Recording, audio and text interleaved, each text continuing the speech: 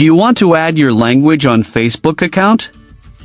You can change language on Facebook with just a few simple steps. Before we begin, please like this video and subscribe to our channel.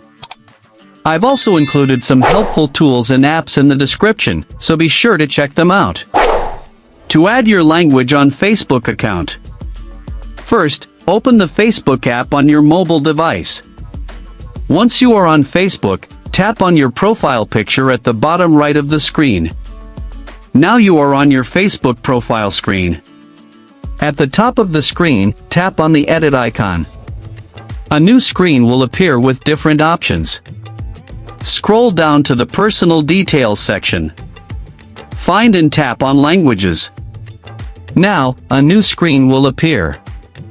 Under Add Languages, search and select your preferred language from the list.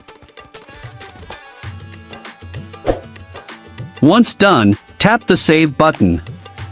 Now, the selected language will appear on your Facebook profile under Personal Details.